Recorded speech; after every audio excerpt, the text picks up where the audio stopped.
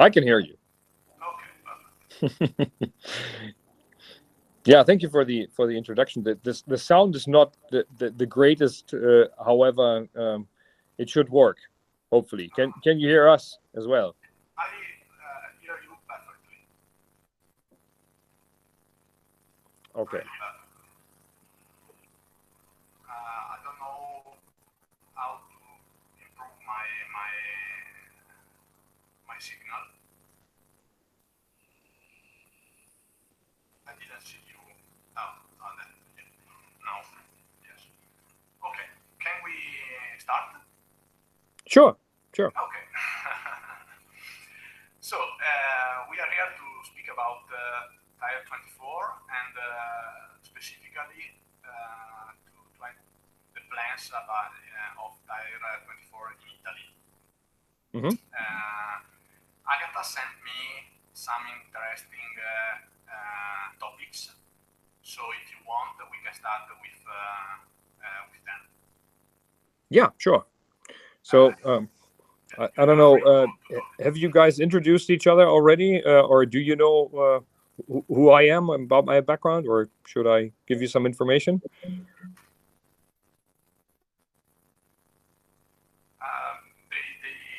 We just spoke about a few minutes, so if you want to start with an introduction, you are free to do it. Yeah, just to let you know about my background here in the company and what I have been doing prior to Tyre24.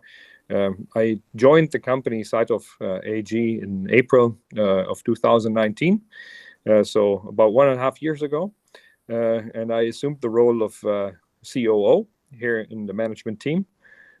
My personal background is in the automotive aftermarket / e-commerce. So I've been working in this area for a bit more than 20 years. Very first professional assignment after university was working for eBay. So I built up their automotive section or their automotive categories on eBay Germany. Worked there for 8 years. So I'm an automotive type of person with a strong interest in e-commerce affairs. And Michael Seidhoff and I, we go a long way back. I think the first time we met was 20 or 21 years ago when he started Tyre24 and I was working for eBay. And we kind of had the same problem. We came with the internet to a very offline focused market. So the industry and everybody in trade, in wholesale, did not actually understand the idea, what we were proposing. And I could always refer to eBay. I said, I'm working for a big corporation, big American corporation, so I don't really care about your criticism. But Michael, having founded his own company, he was always, fighting for the good cause in an industry who was not really understanding what this internet thing could be in the future. So we go quite a few years back, and finally in 2019 decided to work together in this company. So this is a little bit about my background. Very interesting, and I think that is probably very important for the company, your background in eBay. Yeah. Okay, so what do you want to speak about first? The situation with the corona, the change, the difficulties maybe in this period, or maybe your background, how your background are useful to work with the tire dealers? Well, it's yours to decide. Whichever you want to start with. I don't mind. We can start with the last questions. Okay. How is important your background with working with tire dealers? That I think that is a category difficult to work with internet, or maybe in Italy. I don't know in Germany. I think Italy is very similar to Germany. it's a rather large country, lots of cars, lots of car owners, very decentralized workshop, garage structure, and ultimately every market participant facing the same question on the wholesale side and on the retail side. I spent many years in B2C e-commerce. So the end consumer is a totally different animal, so to say, compared to the business customer. However, e-commerce always works the same. It's about platform economy. It's about open marketplaces. eBay compared to Tyre24, there are very many similarities. We are, as Tyre24, we are an open marketplace that sits in between the seller and the buyer. So the mechanics and the mechanisms and the processes are pretty much the same. This is about transparency, bringing transparency to intransparent markets. This was always something that eBay emphasized. They said, customers do not really know about product alternatives. Customers do not really know where to buy products from. This is very intransparent, bring transparency to an intransparent market. And the automotive aftermarket in particular is a very intransparent market. It's a very local market. It's a very distribution-heavy market, and it's characterized by one-to-one relationships. So one garage buys from one source, as it used to be, and now the internet makes it possible to at least have access to different sources and then decide where you're buying from. Not only you decide which wholesaler you're using, but you decide which product you're buying. Maybe the wholesaler that you were working with in the past only carried 15 brands, and now you have access to 150 brands. Well, the question is, do you need 150 brands? But it's always nice to have selection from different sources and selection from different products. So, and I agree with you. Yes, I spend a lot of time in the automotive aftermarket, focusing parts and accessories, as opposed to tires and rims and wheels. But then all those categories ultimately go into an automotive vehicle. So they're all automotive applications. And I personally view tires as the more easy product to deal with in terms of the product itself. And a lot of times auto parts are connected to specific vehicles. So take a brake disc, for example. A brake disc may fit into an Alfa 156, but will not fit into a Volkswagen Golf, and vice versa. So the parts identification is rather hard to do. And then to carry out a repair, you need multiple parts. You need brake discs and brake pads and brake sensors and brake whatsoever. So we're talking about shopping baskets. And in contrast to that, tires is much more easy to identify. We're talking about dimensions. Everybody can read the dimensions from a tire. It's always round. It's always made out of rubber. And it doesn't really matter whether you're using the tire for a Volkswagen Golf or for a BMW. And what the challenge, of course, is that tires are not necessarily an e-commerce suited product, because ultimately this is about shipping a product, and shipping a tire is a different story compared to shipping an oil filter. However, we saw in the past years that there are specific companies that focus on shipping, like DPD or GLS, and that tires is indeed a product that can be sold over the internet or over a portal like ours. And I think that was one of the main questions that the industry and the wholesalers had, or one of the main doubts is, can somebody actually buy a tire online? And this was not about identifying the product; it was more about the logistic processes behind that.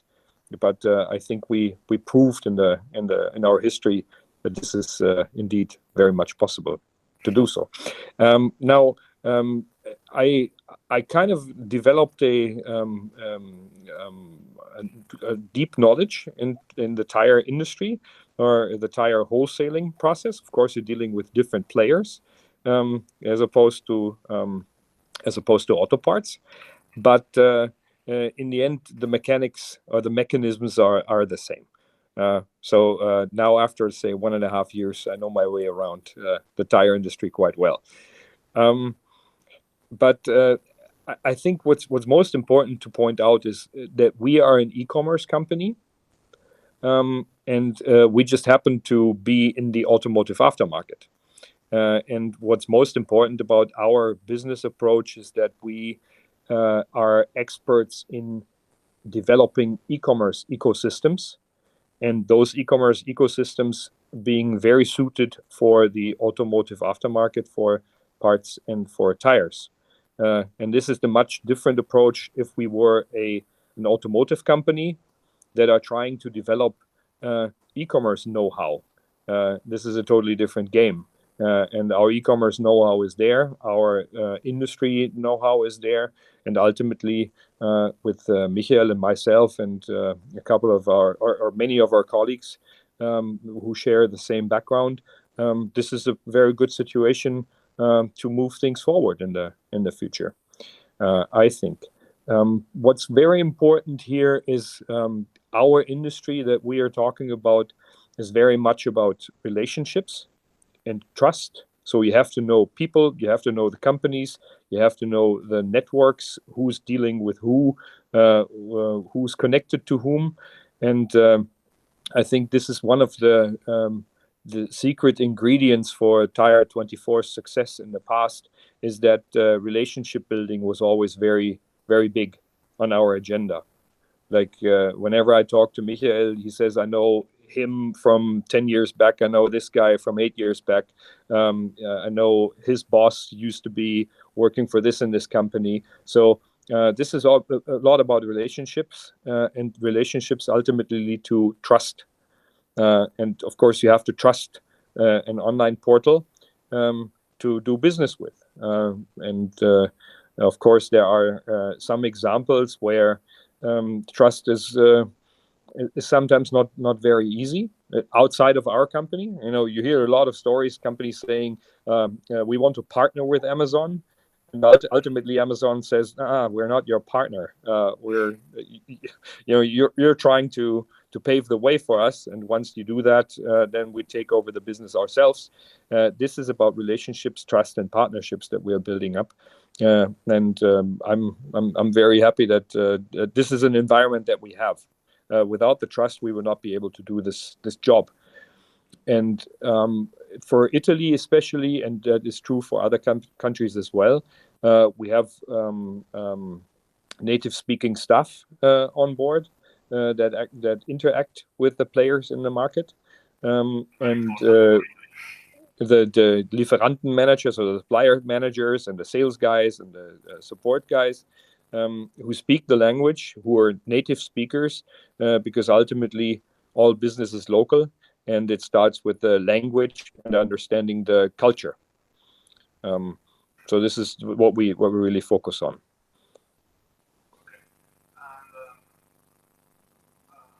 Maybe a tricky question. You were speaking about transparency, right? Mm-hmm. I'm sure that the tire dealer is very interested in your offer and your range of product and can leverage about your offer. But what do you think about the transparency that the end consumer can leverage against the tire dealer? So, yeah. You understood the question? Yeah, right. Okay. Right. Well, since we are focusing on B2B, so business to business transactions, the customer, the end consumer, the auto owner, the car owner, is ultimately benefiting from what we're doing. But we are facilitating trade between B2B parties. And of course, the transparency that we bring is sometimes questioned by some market players, especially the industry. Of course, the industry does like to see that there are different price levels or different pricings for the same product. But this is, the power and the magic of the internet. This is just how it is, Of course, if you're doing an approach like ours, and that is true for Amazon, that's true for eBay, and it's true for Tyre24, you want to be customer-centric. And customer-centric ultimately means buyer-centric. We have two types of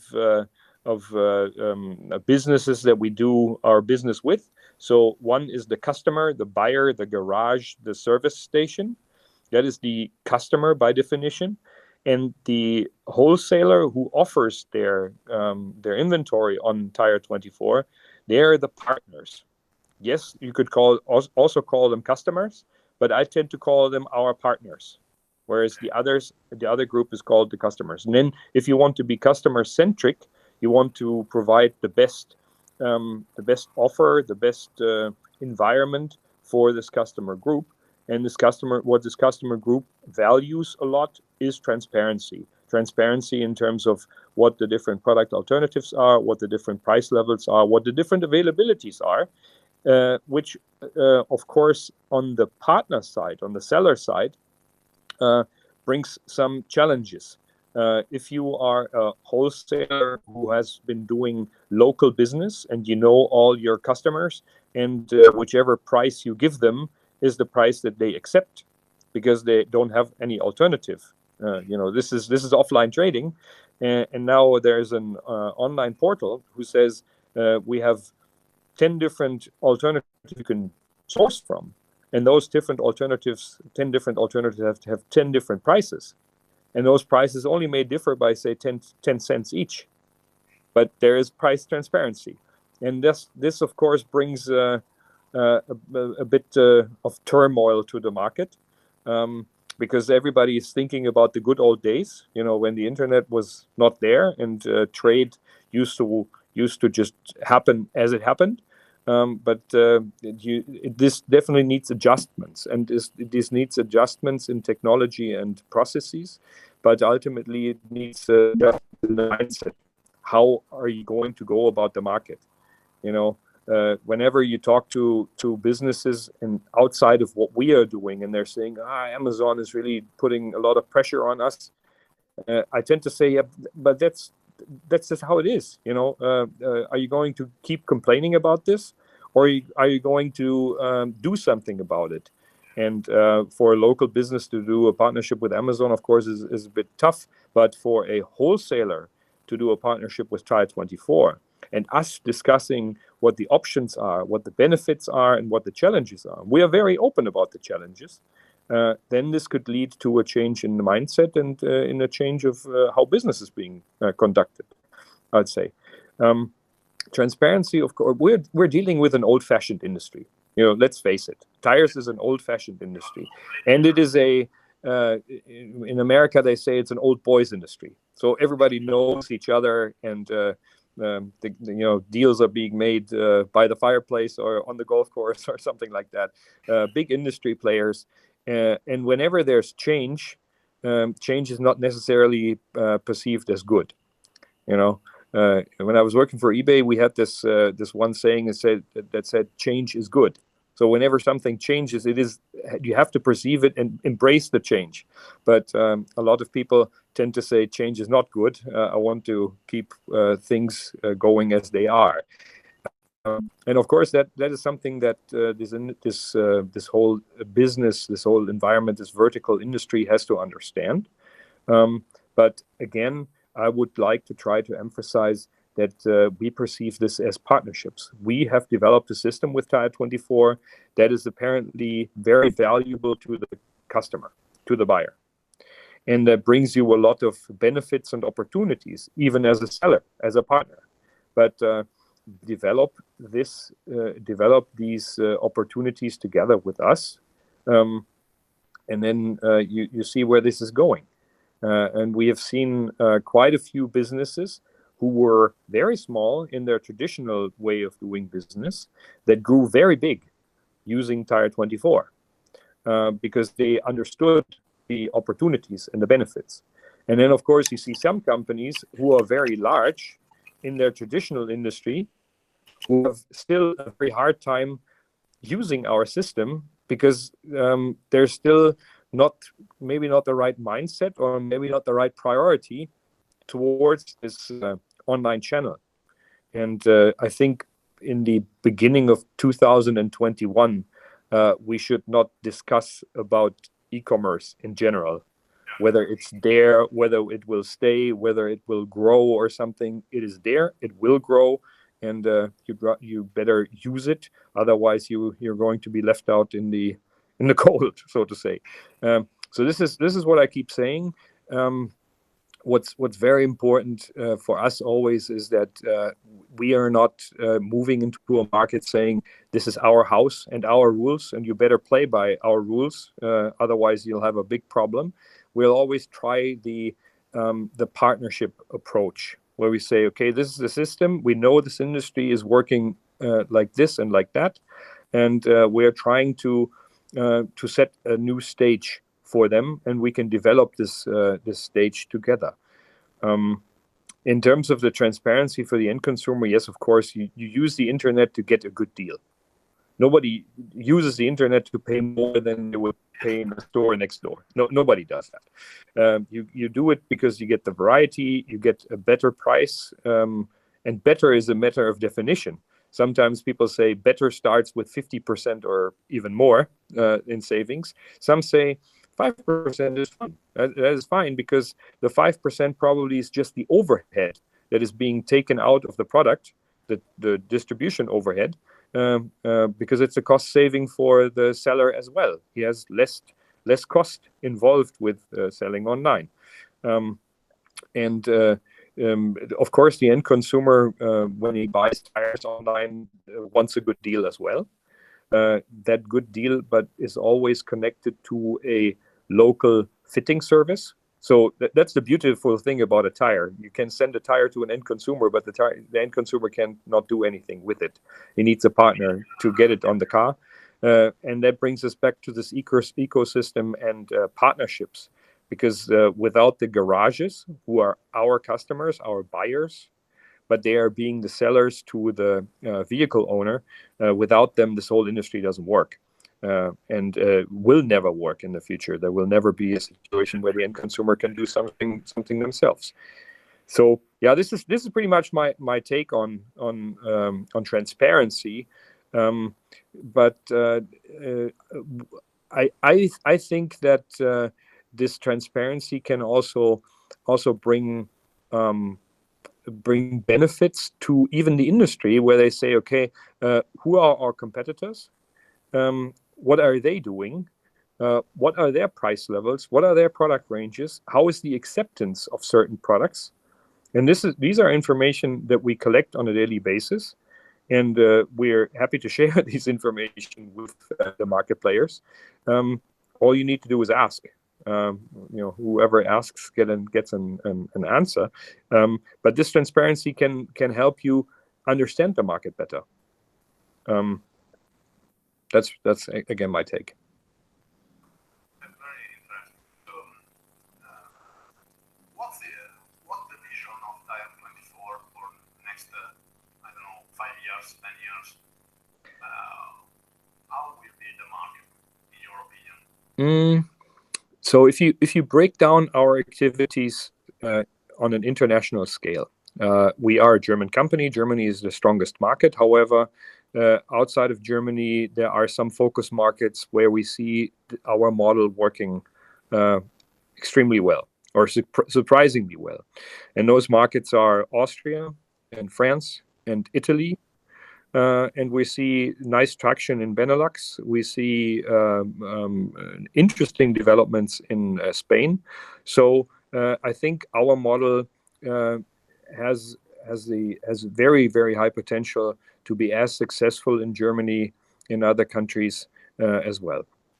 I think, and I tend to view France, Austria, and Italy as countries who are very attractive for our models, but for me personally, they are must-win countries I want this to work there, and that's why we are putting an emphasis on those markets.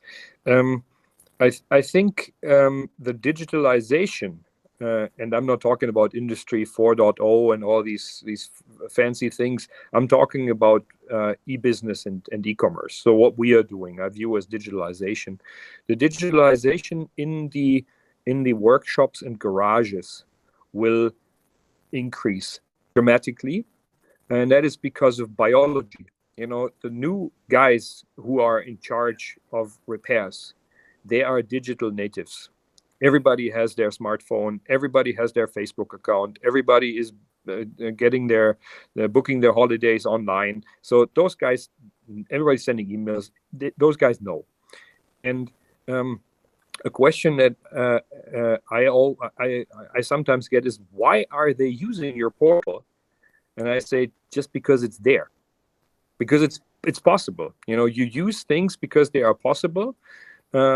And because you get familiar with these things, and you are familiar with the internet. And I think the bargaining power, or the power on the behalf of the buyer, will increase. And by power I mean decision-making power. So the guy can choose from the equilibrium that was there in the past between sellers and buyers, and the sellers had an advantage over the buyer. Will turn in favor of the buyer, and the buyer has more selection. He has more channels they can use, and the digital mindset will spur this, will really increase this development, I think.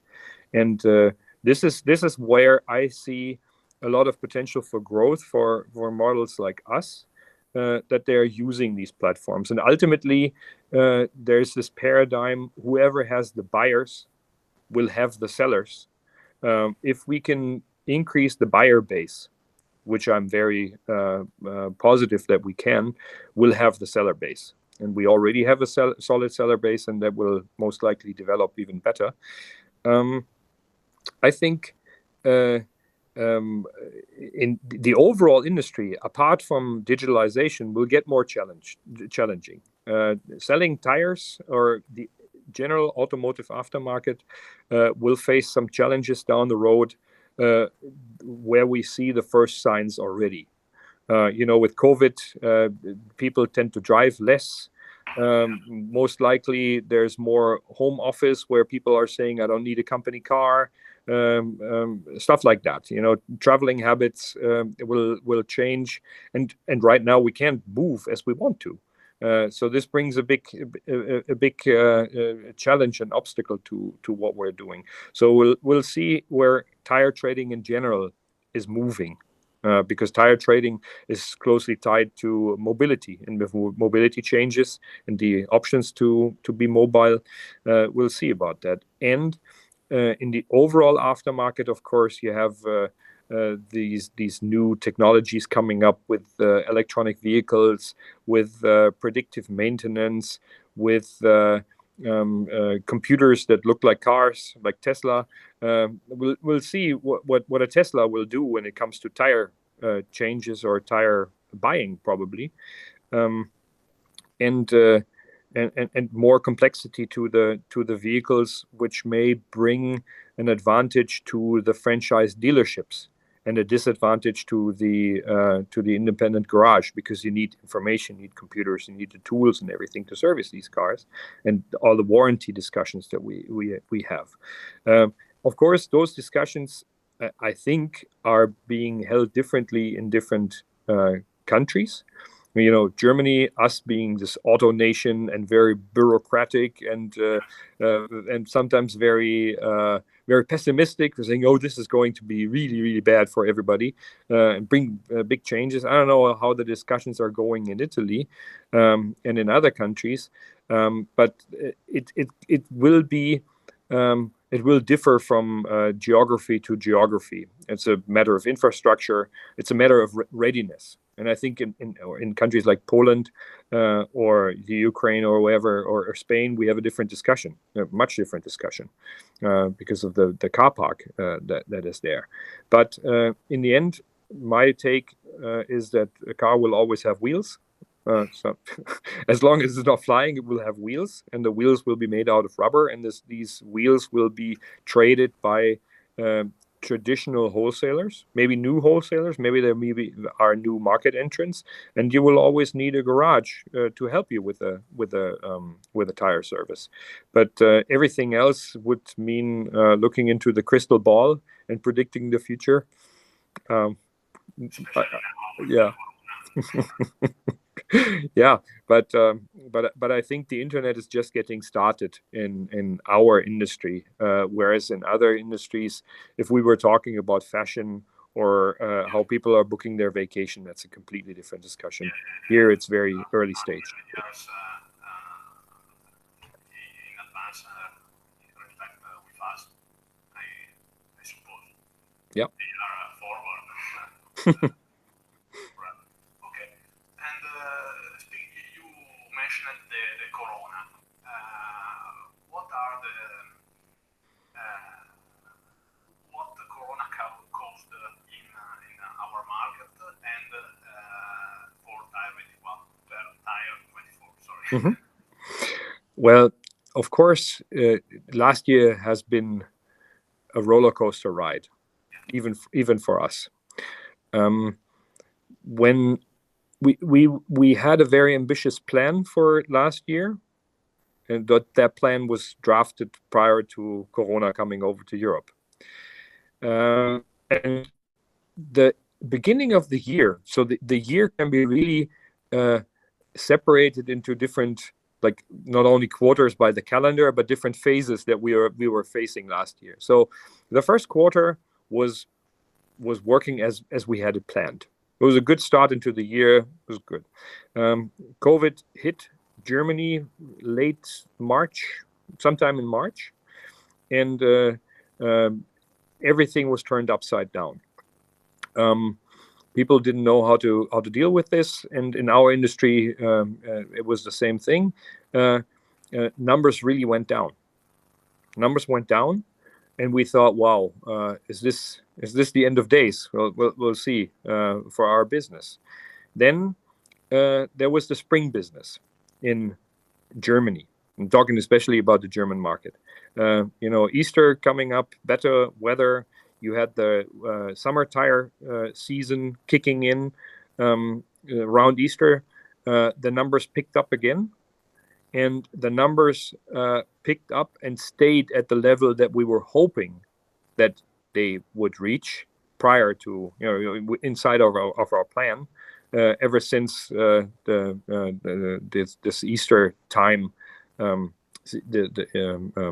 since Easter was over, so we were back on track, and we're actually gaining, especially in the countries that were hit really hard by Corona. I wouldn't go as far as saying we are a winner of Corona. This is definitely apart from our discussion. I don't like the word anybody being a winner out of a negative situation.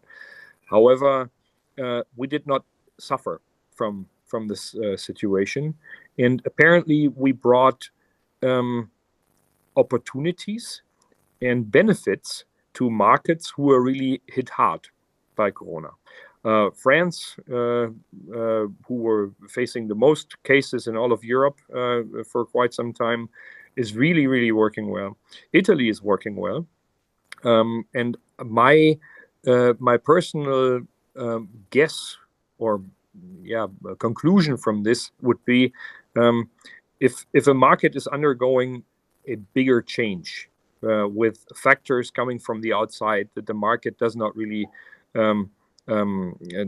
create itself, but it's like force majeure, act of God hitting the market, then sometimes surprising turns happen. And in our case, apparently more and more garages found Tyre24 to be beneficial, to get the wider selection, to get better deals from both domestic and international sellers, and also found stability in supply, because local supply was sometimes not very stable. Like French garage buying from a French wholesaler who was facing 10 COVID cases and had to shut down its operation, you had to find an alternative source. And that alternative source, and even many alternative sources, could be found via Tyre24. So in Italy and in France, this worked really well, especially driven by the customer behavior, the buyer behavior. Now, if we look at the seller side, there are two ways of reacting to this new situation that we see. One is, how can I join this system? Because I need this right now, because I have to kind of stabilize my business again. How can I join this? I see an interesting opportunity to work with you. And the other companies are saying, this is the end for my business anyways, and we don't even need to talk. I kind of give up, or I manage my company on like a daily or a weekly basis. So call me next week, and we'll see if there's a different situation. And of course, we can't change this mindset, but this is always very surprising. Where I say, come on, in a situation like that, it would make perfect sense to talk about a partnership. But then, some companies tend to be even more conservative than they were before. Of course, this is a very capital intensive industry that we're working in. It's a very labor intensive industry, so a lot of people actually work there, and that brings quite a bit of uncertainty to the market participants. But for us in those countries, and Italy, of course, was hit really hard and is still facing a lot of pressure from COVID. So is Germany. The business went well for us, and this is tires. And what was really surprising, and this is something where we see an enormous potential for growth, is this auto parts business. Auto parts is not a seasonal business, but it's a business that happens 24/7. So whenever something breaks down in your car, you need to have it repaired. You need to have it serviced, an oil change, everything like that, something like that. And in automotive parts, the transparency is even more interesting to the customers, because the margins in auto parts are much, much higher, and the price differences are much, much higher. Imagine you take a part from Magneti Marelli in Italy that sells domestic for 100, and you can get it now for 70. And the guy selling it for 70 is still making a good margin, because he's just cutting out the overheads that he's facing. That brings a lot of excitement to the customers. And then also repairs for vehicles are now necessarily to be planned. So it's not like pre-COVID, you take your car into the shop and say, come on, do the oil change. The guy will most likely say, let's make an appointment for Wednesday next week, and I'll do the oil change. So that leaves him with 7 days of making up his mind where he's going to get the equipment or the parts that he needs. So the processes change, the time spans change, and that ultimately brings a lot of potential for us. And we see this ever since COVID hit our major markets. We see double, if not triple-digit growth in the auto parts business, which is separate from tires. We cannot say that a heavy tire buyer is automatically a heavy parts buyer, and vice versa. We see some really heavy tire buyers who have never bought a single auto part on our platform, because apparently this is not their business. But then people who have just occasionally bought tires, like 10 sets in 1 month, are now buying auto parts on a daily basis, because they are traditional repair shops. And this is where we bring them a lot of value. And if we combine the tire business with the auto parts business and the accessories business, this is very exciting. We see this in Italy picking up very well. And we see this with especially domestic wholesalers. In other countries, it is take for example France, there are a lot of German companies selling into France, so it's cross-border trade, and the French wholesalers are not really benefiting from this. They should, do this themselves. But then, if you look at our market in Italy, I think 80% of the auto parts sales that we see there are coming from domestic sellers, and apparently our supplier management have done a good job, and the Italian companies have actually understood the opportunity that this is bringing for them. So this is developing nicely. This is what has happened on our platform and in our industry through COVID. For our company, it was very good that we are an e-commerce company.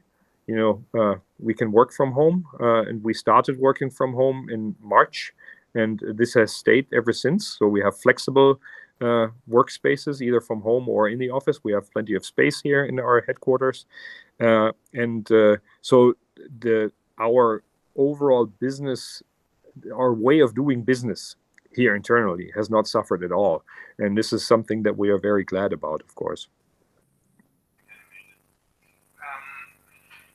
Speaking of growth, about the Tyre24, Mhm. can we see some number, some percentage, something?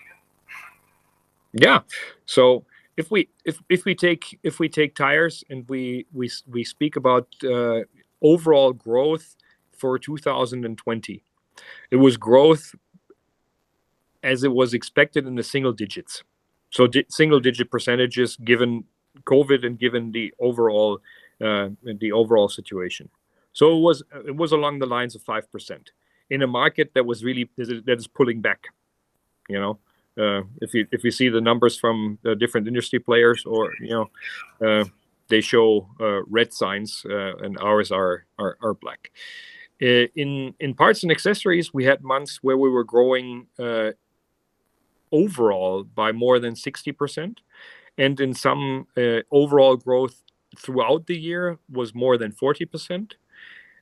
In some areas such as Italy or France, we see year-over-year growth in January now of more than 100%. Okay. And speaking in particular about Italy? In Italy, in tires we are about at the same level that we were last year. Okay. And in the parts business, it's close to 100%. 100%. Yeah. Okay. And speaking about Italy, is making 100 of your business, is your client the tire dealer or the repair shop? Because thinking about what you're speaking before, I think that a lot of repair shop bought tires and repair, I don't know how to say, auto parts. Auto parts, yeah. But tire dealers bought only tires and not auto parts. Is right? Mhm. Okay. So the majority, if we look at our heritage, where we were coming from, and the name implies Tyre24, this was all about tires, and it appealed mostly to the guys that were selling a lot of tires in their shops and garages. So tire specialists. Over time, this has developed into a platform where also a lot of franchise auto traders are buying their tires and parts, and especially independent garages. And independent garages use Tyre24 to source tires, but the overall number or the frequency is not that high. They buy maybe one set a day, because this is just opportunistic business for them. But with auto parts, we were able to create, I think a marketeer says, stickiness for the site. So it got much more sticky. So people are using it on a daily basis and are placing multiple orders throughout the day, because now this auto parts section has gotten really strong. And it's a nice combination of having tires and auto parts and accessories on the same portal. It used to be tire heavy customers, but it developed into say a typical picture of the overall market. So you have tire guys, and you have the independent garages, and you have the franchise dealerships. You even have some e-commerce players that source their tires on Tyre24 and then sell them through their web shops to the end consumer or to other garages. This is another group of clients or of customers that we were able to develop. And what are your plans for expectations for 2021? Well, what we are trying to do, and I think, and I hope that we are successful, is to get the word out on Tyre24 in the Italian markets where we have to create more awareness and more publicity to actually attract more customers. This is not that we attract all the customers and they're saying, I don't need this. This is more a game of having a good product and getting customers to get to know the product and then actually using the product. So in those must-win countries that I pointed out, we will try to really be present, be reaching out to the customers, do advertising, do sales calls and other activities that we can actually get the word out on the portal. Ultimately, of course, the portal needs to convince people that it's good and stay with us, but I'm very sure that we can do this. So this is something on the international side that we are focusing on. So the two countries, France and Italy, are very important for us, especially this year. Further down the road, the other countries are as important. But since we have already traction in Italy and in France, we will try to increase this traction. We will focus on cross-border trade. So we will not only tell the Italian partner to sell their products to domestic customers, but to also try to expand their reach to international customers. And we have actually quite a few merchants on the site coming from Italy, for example, who are selling internationally through Tyre24 and then opening up to new customer groups and to new geographies. And our goal is to develop Tyre24 into what we call a one-stop shop for all things automotive that a workshop needs.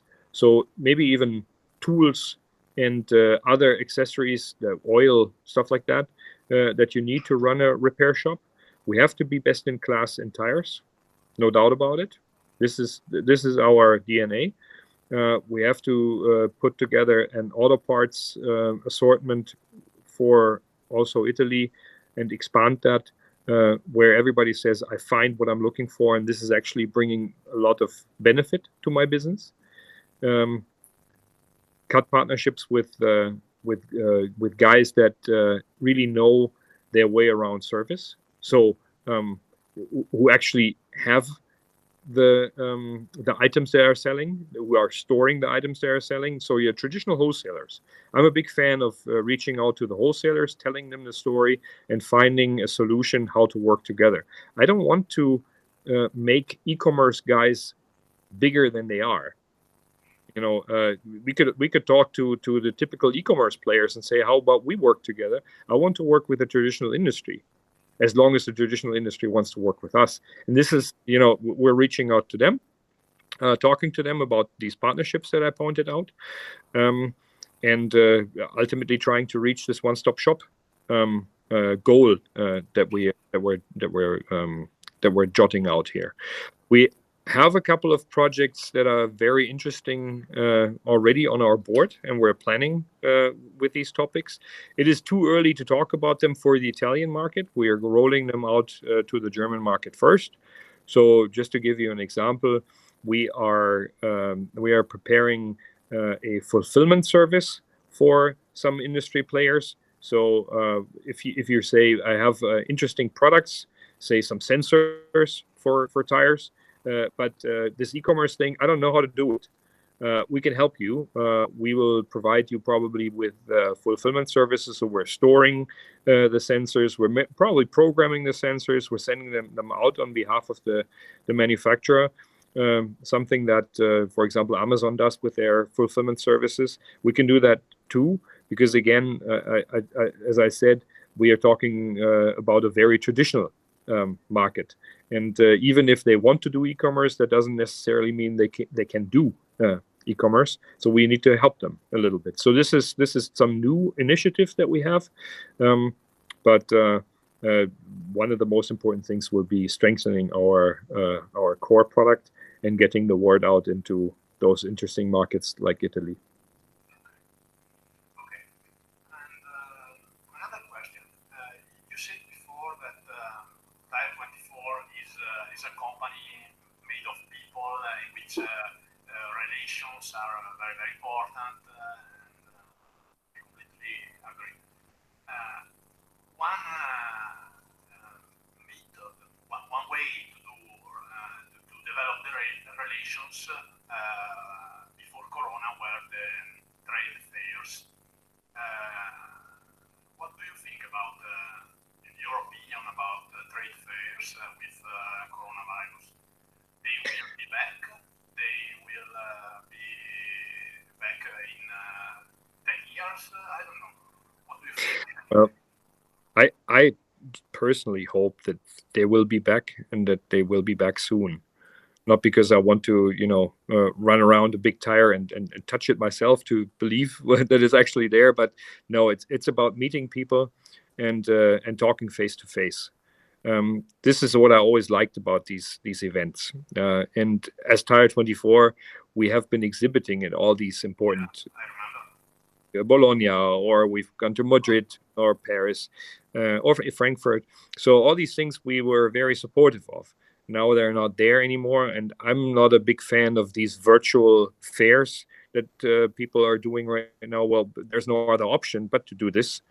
One option would be to do nothing, but I personally hope that these types of events are coming back. The big question will be if we're talking about an efficiency or a feasibility effect.